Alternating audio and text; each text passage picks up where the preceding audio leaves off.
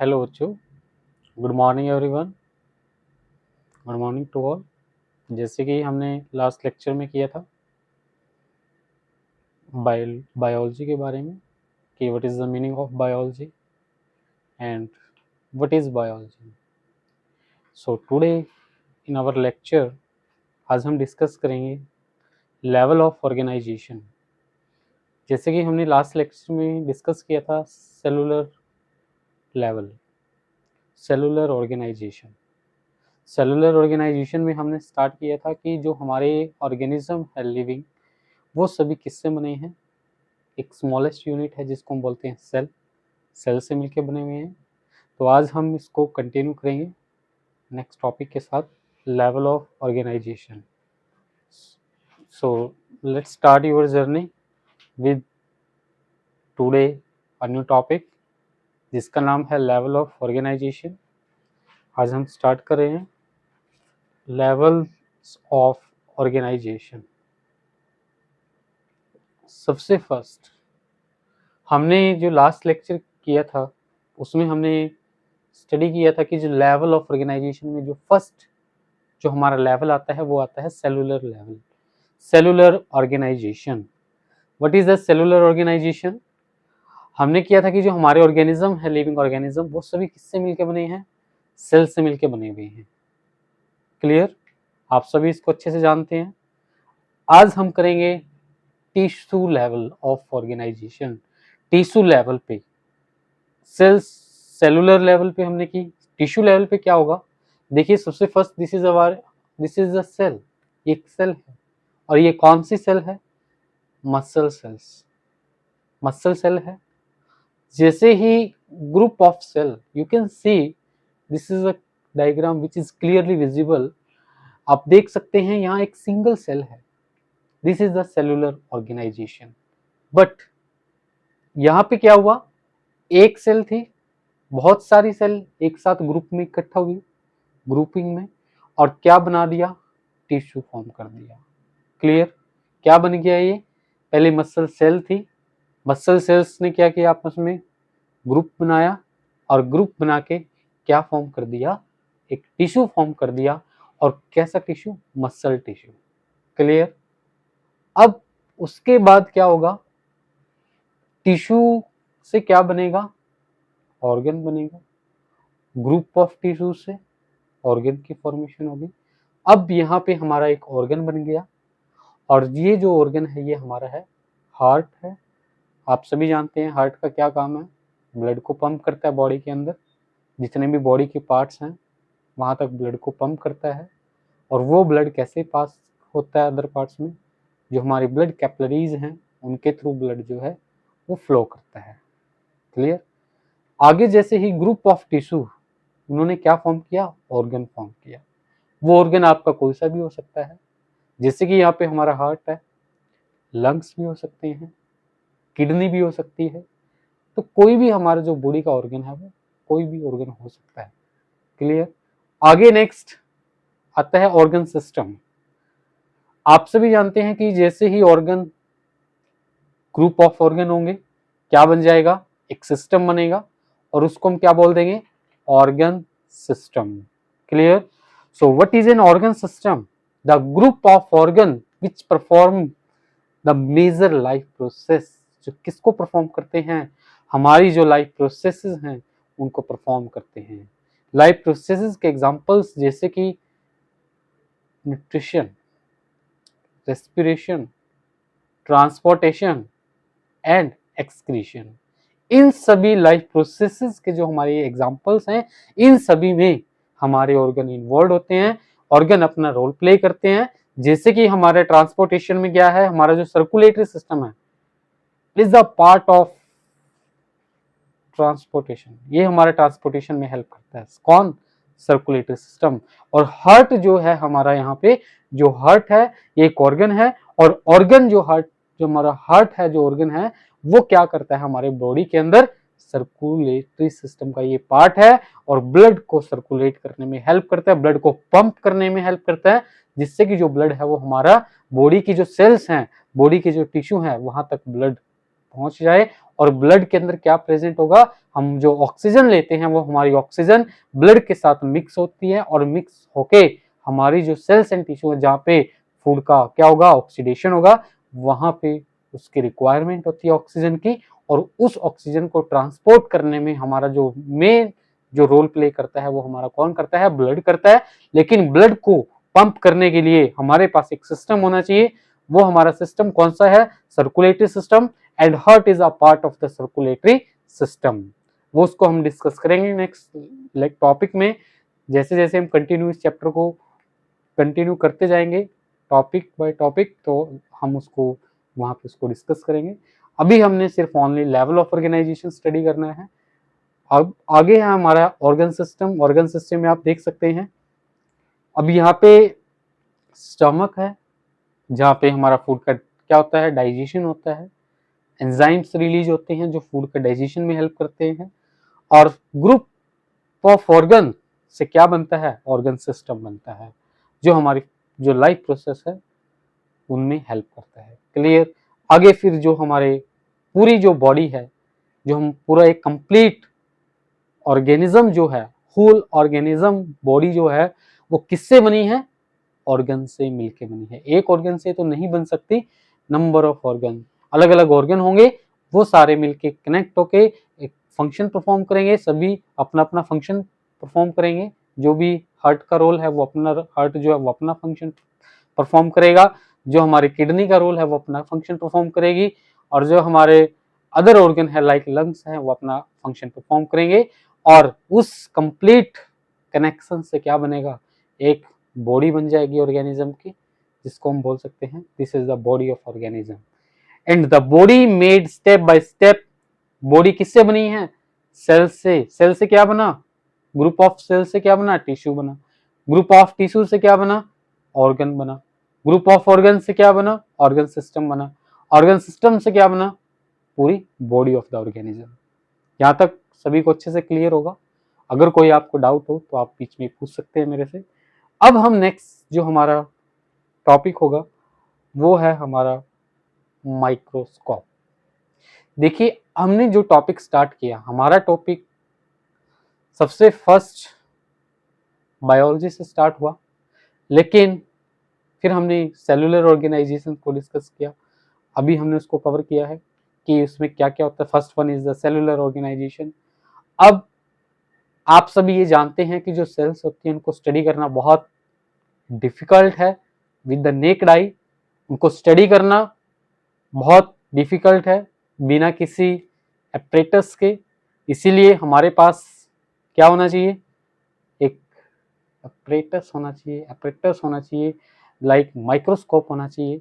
और माइक्रोस्कोप, ये हमारा कौन सा माइक्रोस्कोप है, we can say this is the light microscope या सिंपल माइक्रोस्कोप, जो कि हम स्कूल में अपने जो हमारी लैब होती हैं उनके अंदर हम इसको यूज करते हैं। किस लिए यूज किया जाता है ये, to study the structure of the cell. जो हमारी सेल है उनके जो स्ट्रक्चर है, सेल का जो स्ट्रक्चर है उसको स्टडी करने के लिए हम क्या यूज करते हैं, माइक्रोस्कोप यूज करते हैं। बिकॉज क्योंकि हमारी कुछ सेल ऐसी होती है, बहुत स्मॉल होती हैं, जो कि क्लियरली विजिबल नहीं होती विद द नेकेड आई। उनको स्टडी करने के लिए हमारे पास क्या होना चाहिए, एक माइक्रोस्कोप होना चाहिए। माइक्रोस्कोप जो है हमारे टू टाइप्स के हैं, एक जैसे कि हमारा सिंपल माइक्रोस्कोप और एक हमारा होता है इलेक्ट्रॉन माइक्रोस्कोप। देखिए आप जो अपनी क्लास के अंदर जो आप अपनी जो लैब है, आपकी जो बायोलॉजी लैब है या फिर अदर लैब है आपकी, उनके अंदर अगर जो माइक्रोस्कोप हम यूज करते हैं वो हमारा सिंपल माइक्रोस्कोप होता है। क्योंकि एक होता है हमारा इलेक्ट्रॉन माइक्रोस्कोप, उसको हम यूज नहीं कर सकते, वो बहुत कॉस्ट इफेक्टिव है, कॉस्टली है, बहुत महंगा है। लेकिन ये जो माइक्रोस्कोप है ये चीप है, थोड़ा सस्ता है, इजीली अवेलेबल है इन द मार्केट, और इसको हम इजीली यूज भी कर सकते हैं। इसको यूज करना बहुत सिंपल है। लेकिन माइक्रोस्कोप जो हमारा इलेक्ट्रॉन माइक्रोस्कोप है उसको यूज करने के लिए एक एक्सपर्ट पर्सन होना चाहिए, जिसको उसकी नॉलेज हो अच्छे से।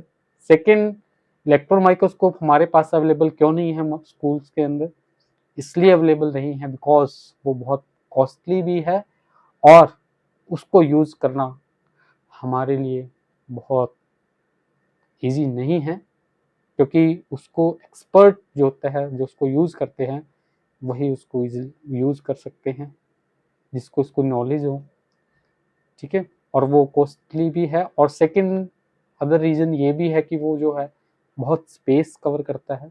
इसको हम इजीली कहीं पे भी रख सकते हैं, इस टेबल पे भी रख सकते हैं, लेकिन उसको हमें क्या रखना है, एक रूम, सेपरेट रूम में रखना होता है। बहुत उसको केयर करनी होती है, उसका ध्यान रखना होता है। बहुत ही ऐसे कॉस्टली उसके अंदर बहुत सारे लेंसेज यूज होते हैं। तो इसीलिए अभी हम सिर्फ ओनली सिंपल माइक्रोस्कोप को डिस्कस करेंगे कि हमारा जो माइक्रोस्कोप है उसके कौन कौन से पार्ट्स होते हैं, उसको हम अभी डिटेल में स्टडी करेंगे। सबसे फर्स्ट हम स्टार्ट करते हैं, ये जो है this is the base of the microscope, जहाँ से उसको रखा जाता है, ये बेस है। Next is this is a mirror, you know very well, आप ये अच्छे से जानते होंगे कि जो मिरर है, आपने फिजिक्स में भी स्टडी किया होगा कि मिरर के बारे में। हमारे मिरर कौन कौन से होते हैं, concave mirror, convex mirror, plane mirror भी होता है। यहाँ पे हमने जो ये मिरर यूज किया है, ये क्यों यूज किया गया है कि ये मिरर क्या करेगा, जैसे ही इस मिरर पे जो हमारा सोर्स ऑफ लाइट है, जहां से लाइट आ रही है, वो क्या करेगा, वहां से जैसे ही लाइट डलेगी इस मिरर के ऊपर, और ये मिरर उस लाइट को क्या करेगा, रिफ्लेक्ट करेगा। और रिफ्लेक्ट करने के बाद जो हमारी ये स्टेज है, यहाँ पे हमने जो अपनी स्लाइड रखी है, और उस स्लाइड के ऊपर हमने क्या रखा है, अपना स्पेसिमेन रखा है। उस स्पेसिमेन के स्ट्रक्चर को अच्छे से स्टडी करने के लिए, ताकि वो उसका हर एक जो पार्ट है, जो भी उसके अंदर जो स्ट्रक्चर हैं, छोटे छोटे जो स्ट्रक्चर हैं उस स्पेसिमेन के अंदर, वो क्लियरली विजिबल हो, उसके लिए हमें क्या चाहिए, लाइट सोर्स।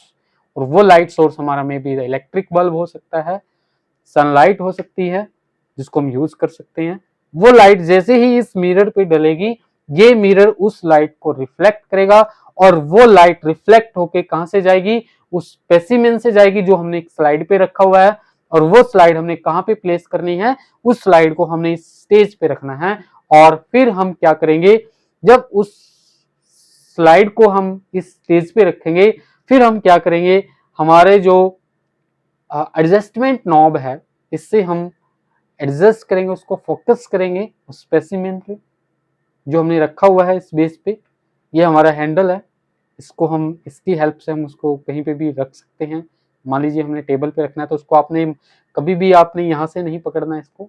जब आप इसको होल्ड करते हैं, उठाते हैं, आपने उठाना है, इसको कहीं प्लेस करना है, तो आपको यहाँ से इसको अच्छे से ग्रिप करके ऐसे अच्छे से पकड़ के इसको उठा के रख सकते हैं कहीं पे भी।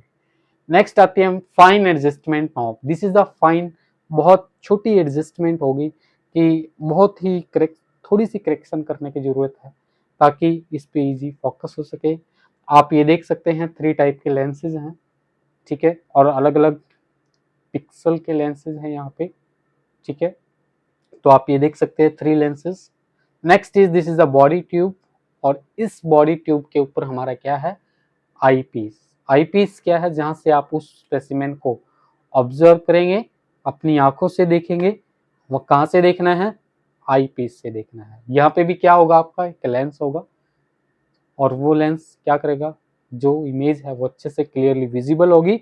वो कहाँ पे विजिबल होगी, हमें यहाँ पे आई पीस पे, ठीक है। हम अपनी आई को प्लेस करेंगे इसके ऊपर, और नीचे से हम क्या करेंगे, धीरे धीरे इसको, अगर जो लाइट है, अगर वो लाइट रिफ्लेक्ट नहीं कर रही है, मेन वो हमारे स्पेसिमेन से पास नहीं हो रही है, तो हम उसको थोड़ा सा, जैसे ही उसको ऊपर से आंखों से देखेंगे आई पीस के थ्रू, तो हम उसको लाइट को थोड़ा मिरर जो है उसको एडजस्ट करेंगे, और फिर जैसे ही स्पेसिमेन के अंदर से लाइट पास होगी, हमें वो हमारा जो स्पेसिमेन है वो हमें क्लियरली विजिबल होगा आई पीस पे।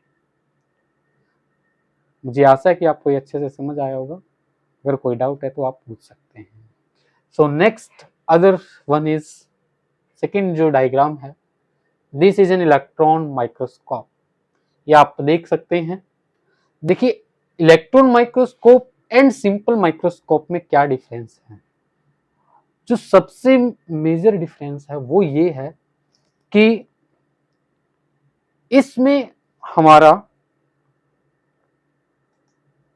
ये जो हमारा इलेक्ट्रॉन माइक्रोस्कोप है, इसके अंदर जो बीम होती है वो इलेक्ट्रॉन्स की होती है, बीम ऑफ इलेक्ट्रॉन्स। इसमें हमारी सनलाइट या इलेक्ट्रिक बल्ब जो है वो हमारा यूज नहीं होगा, जो लाइट सोर्स होगा वो हमारा इलेक्ट्रिक बल्ब नहीं होगा, हमारे सनलाइट नहीं होगी। इसके अंदर हमारा जो मेन जो होगा वो हमारा होगा इलेक्ट्रॉन की बीम होगी, ठीक है, बीम ऑफ इलेक्ट्रॉन्स। और इसके अंदर जो लेंसेज होते हैं हाई पिक्सल होते हैं। So now you can see, apart from the light microscope, scientists also use the most powerful electron microscopes that reveal the fine details. जो structure, जो सेल हमें क्लियरली विजिबल ना हो, कौन से माइक्रोस्कोप में? सिंपल माइक्रोस्कोप में। अगर हम उसको हम स्टडी नहीं कर पा रहे हैं इलेक्ट्रॉन माइक्रोस्कोप में, बहुत ही ज्यादा स्मॉल साइज की है, तो उसको हम किसकी हेल्प से स्टडी कर सकते हैं? उसको हम इलेक्ट्रॉन माइक्रोस्कोप की हेल्प से स्टडी कर सकते हैं। Clear? So now this microscope that reveals the fine details of the cell structure, ये बहुत छोटी छोटी जो डिटेल्स हैं वो भी हमें अच्छे से क्लियरली विजिबल होंगी किसके अंदर? इलेक्ट्रॉन माइक्रोस्कोप में। These instruments use the beam of electrons, इसमें हमारी beam of electron यूज होती है, बट इन दिस केस ये हमारा जो सिंपल माइक्रोस्कोप है इसमें हमारी beam of light यूज होती है। ये आपको याद रखना है, ये बहुत ये जो डिफरेंस है दोनों के अंदर ये बहुत इंपॉर्टेंट है। इसके अंदर बीम ऑफ इलेक्ट्रॉन्स होती है, इसके अंदर हम सनलाइट को यूज करते हैं, इलेक्ट्रिक बल्ब को यूज कर सकते हैं। So now the beam of electrons instead of the light to produce highly magnified images. और इस माइक्रोस्कोप में जो हमारा इलेक्ट्रॉन माइक्रोस्कोप है इसमें हमारी बहुत हाईली मैग्नीफाइड इमेज बनती हैं, बट इसमें इतनी हाईली मैग्नीफाइड इमेज ऑब्टेन नहीं होगी। ये भी एक बिग, ये बहुत एक मेजर डिफरेंस है। And it is a highly magnified images allowing us to see the cell structure at the nanometer scale with remarkable clarity. और जो हमारा कितना होगा उसका जो हमें दिखाई देगी, a nanometre is 1 billionth of a metre. Nanometre क्या है? Is 1 billionth of the metre. सभी को समझ आया? इलेक्ट्रॉन माइक्रोस्कोप, इसमें हम बीम ऑफ इलेक्ट्रॉन यूज करते हैं, इसमें हम बीम ऑफ लाइट यूज करते हैं, और इसमें second is it is a cheap, ये चीप है, सस्ता है, इट इज कॉस्ट इफेक्टिव है। क्लियर? इसमें हाई मैग्नीफाइड लेंस यूज होते हैं। क्लियर? और इसमें हमारे इसमें जो हमारे लेंसेज होते हैं इसमें भी यूज होते हैं, बट उनका जो मैग्निफिकेशन पावर होती है वो इनके comparison as compare to the electron microscope कम होती है। यहां तक क्लियर सभी को? Next is Robert Hooke. Robert Hooke, Robert Hooke कौन थे? एक इंग्लिश साइंटिस्ट थे रॉबर्ट हुक, और इन्होंने क्या डिस्कवर किया था? सेल को डिस्कवर किया। कैसे डिस्कवर किया? सबसे पहले डिस्कवर तो कर लिया, लेकिन डिस्कवर हम किसी चीज को तब कर सकते हैं जब हमारे पास वो सारी रिक्वायरमेंट हो, जो हमें जरूरी चाहिए, जिसको हमने यूज करना है ताकि हम उस चीज को अच्छे से डिस्कवर कर पाए। तो जो हमारे रॉबर्ट हुक थे वो एक इंग्लिश साइंटिस्ट थे, और उन्होंने सबसे पहले क्या बनाया? एक अपना खुद का माइक्रोस्कोप डिजाइन किया जिसकी हेल्प से वो क्या कर सके? सेल के स्ट्रक्चर को इजीली स्टडी कर सके। तो उन्होंने अपना खुद का एक माइक्रोस्कोप डिजाइन किया, और उस माइक्रोस्कोप की हेल्प से उन्होंने क्या किया? जो सेल है उसको स्टडी किया, और क्या बोला गया फिर उनको? He discovered the cell. किसने डिस्कवर की सेल को? Robert Hooke discovered the cell. Robert Hooke जो थे उन्होंने सेल को डिस्कवर किया। Clear? So now English scientist the Robert Hooke, this is the father of microscopy, discovered the cell in 1664 to 65 while studying a slice of bottle cork under his crude microscope। इसने जो खुद का जो microscope design किया था उसके अंदर जो हमारे रॉबर्ट हुक थे उन्होंने क्या किया? सेल को डिस्कवर किया कब डिस्कवर किया? इन 1664 टू 65 के अंदर इन्होंने इसको डिस्कवर किया, सेल को। Clear? And now he saw, उन्होंने क्या देखा? Honeycomb like structure. हनीकॉम क्या होता है? जैसे आपने देखा है मधुमक्खी का जो छत्ता होता है उसमें क्या होते हैं? लिटिल कंपार्टमेंट्स होते हैं, बॉक्सेज होते हैं हनीकॉम में जो छत्ता होता है। तो जो रॉबर्ट हुक थे इन्होंने ऑब्जर्व किया कैसे स्ट्रक्चर दिखाई दिए उनको? हनीकॉम लाइक स्ट्रक्चर, जो किससे रिजेंबल कर रहे थे? Which resemble the prison cells. And the second scientist Leeuwenhoek, Leeuwenhoek भी, उन्होंने भी क्या किया था? सेल को डिस्कवर किया था। बट डिफरेंस क्या है?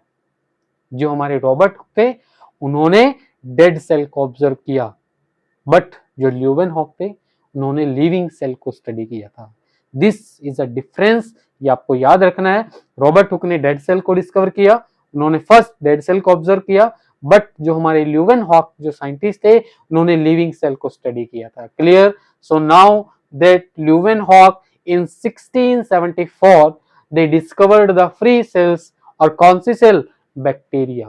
Clear? With the improved microscope, इन्होंने क्या किया? थोड़ा सा माइक्रोस्कोप बनाया, खुद इन्होंने भी बनाया, बट उसमें कुछ इंप्रूवमेंट की, ठीक है, कुछ चेंजेस किए ताकि और अच्छे से उन सेल को अच्छे से स्टडी कर पाए। क्लियर?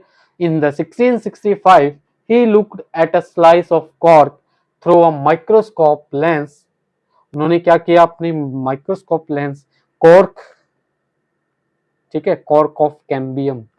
कैम्बियम जो है ये कहाँ से होता है? Bark of tree. आपने देखा है जो पेड़ होता है ना, पेड़ की जो छाल होती है, बार्क ऑफ ट्री, वहां से एक स्लाइस ली, छोटा सा पीस लिया, और उसको हम क्या बोल सकते हैं? Cork of cambium. ठीक है, कहाँ से लिया? वो बार्क ऑफ ट्री से लिया। Clear? So now he looked at a slice of a cork through the microscope lens and noticed some pores या सेल्स इन इट। उसके अंदर क्या थे? लिटिल कंपार्टमेंट से। आपने देखा होगा ना, जब आप बार्क ऑफ ट्री को देखते हैं तो आपको ऐसे ही कुछ हनीकॉम लाइक स्ट्रक्चर्स अपीयर होते हैं, आपको उसके अंदर कुछ ऐसे छोटे छोटे कंपार्टमेंट्स दिखाई देते हैं। वो जो लिटिल कंपार्टमेंट्स है, जो छोटे छोटे जो बॉक्सेज ऐसे बने होते हैं बार्क ऑफ ट्री में, वो ऐसे ऑब्जर्व, ऐसे दिखाई दिए, ऐसे अपीयर हो रहे थे जैसे कि क्या हो? हनीकॉम का, हनीकॉम लाइक स्ट्रक्चर वो अपीयर हुए। कैसे लग रहे थे? जैसे कि वो कैसे हो? जैसे हनीकॉम का स्ट्रक्चर होता है, जो हमारा मधुमक्खियों का जो छत्ता होता है उसके अंदर क्या होते हैं? छोटे छोटे बॉक्सेज होते हैं, लिटिल कंपार्टमेंट्स होते हैं, and these little compartments they resemble with the bark of tree. जो बार्क ऑफ ट्री है वहां से क्या लिया? कॉर्क ऑफ कैम्बियम लिया, जो कि उससे रिजेंबल कर रहा था। किससे रिजेंबल कर रहा था? किससे? Honeycomb like structures. Clear? So now Robert Hooke believed that cells had served as containers for the noble juices या fibrous threads of the once living cork tree, and he thought these cells existed only in the plants, क्योंकि जो bark cork, जो हमने ये जो cork थी, cork, slice of a cork, वो bark of tree से लिए था, और वो हमारी कहाँ पे एग्जिस्ट करती है? इन द प्लांट सेल, क्योंकि आपको पता है जो बार्क ऑफ ट्री वो किस पे है? प्लांट्स, ट्री पे है। ठीक है, एनिमल्स में तो नहीं होगा ना। Clear? Since he and his scientific कंटेम्परेरीज had observed the structure only in the plant material, और प्लांट मटेरियल्स को जो स्ट्रक्चर थे जो प्लांट मटेरियल के, वो किसने स्टडी किए थे? रॉबर्ट हुक ने किए थे। क्लियर? और जो एनिमल सेल थी, जो लिविंग सेल थी, बैक्टीरिया था, उसको किसने ऑब्जर्व किया था? ल्यूवेनहॉक ने। Clear? So this is Leeuwenhoek simple microscope, and you can see the Robert Hooke crude microscope, and this is the slice of a cork as observed by the Robert Hooke। और ये जो slice है किसकी slice है? Cork की slice है। ये cork of cambium कहाँ से लिया है? बार्क ऑफ ट्री से लिया गया है। क्लियर? और ये क्या होती है? एक डेड सेल होती है। बार्क ऑफ ट्री जो है वो डेड सेल है, प्लांट सेल है, और वो किसने ऑब्जर्व की? रॉबर्ट हुक ने। ठीक है, ये जो छोटे छोटे जो लिटिल कंपार्टमेंट्स हैं, these little compartments the Robert Hooke called the cells. Robert Hooke ने इन लिटिल कंपार्टमेंट्स को क्या बोला था? सेल्स बोला था। क्लियर?